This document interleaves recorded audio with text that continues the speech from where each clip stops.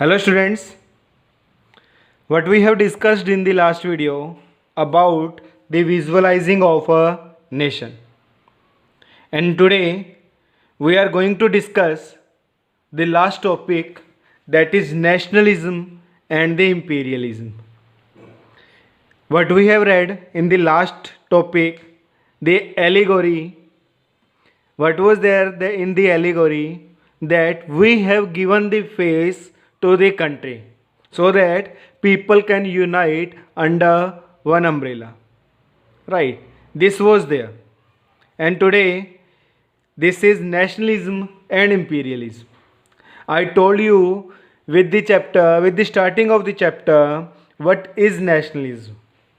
Nationalism means the feeling for the nation, the love for the nation. Whatsoever condition is there, but your country or the country in which you are living, that is at the top priority, and you are in love with that nation, that is nationalism, right? That is a nationalism. And imperialism, you love your country, that is nationalism, but you are saying that only your country is best, others are not so good, others are not good, but you are trying to dominate over the other nation, that is known as imperialism. That is known as imperialism, right? So what was there during this tour of nationalism in Europe? We have read about all over the Europe, nationalism was there. People were becoming nation state. People were fighting or revolting for their own nation, for the independent state, for the nation state.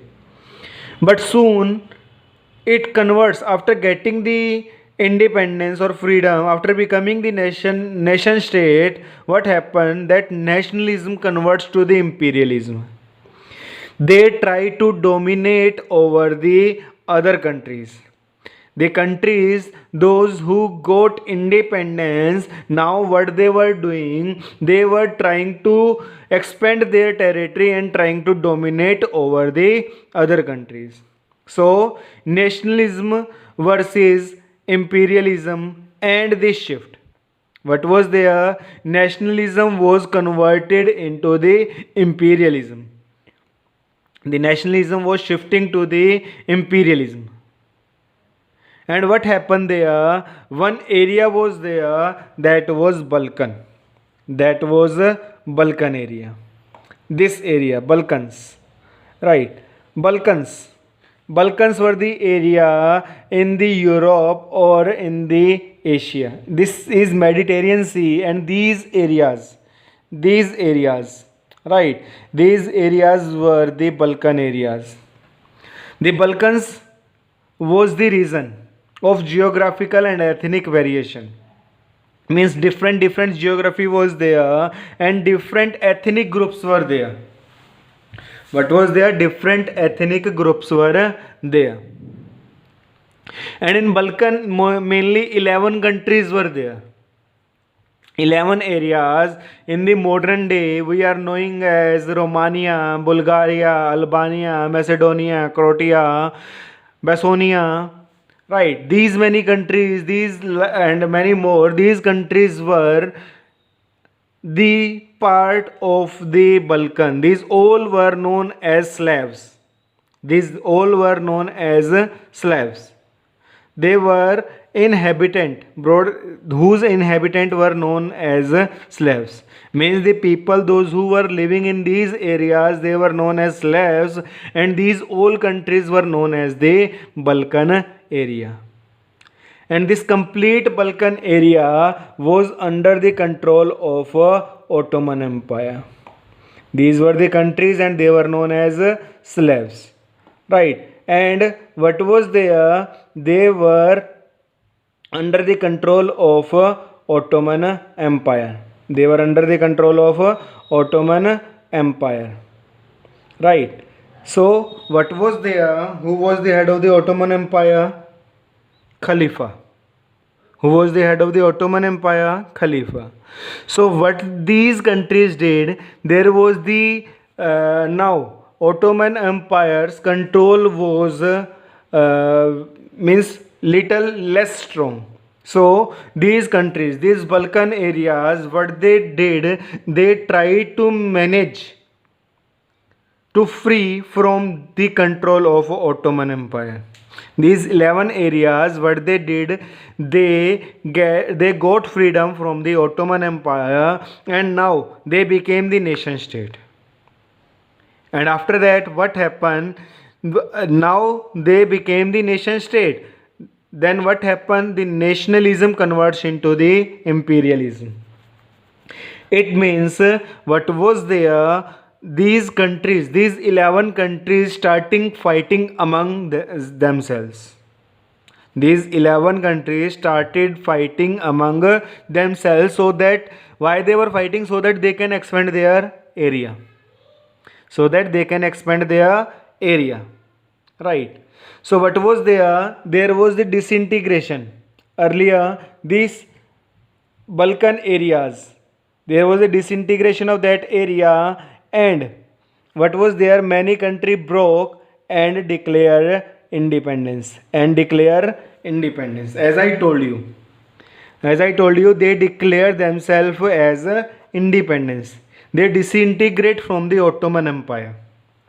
They disintegrate from the Ottoman Empire and considered themselves or declared themselves as independence.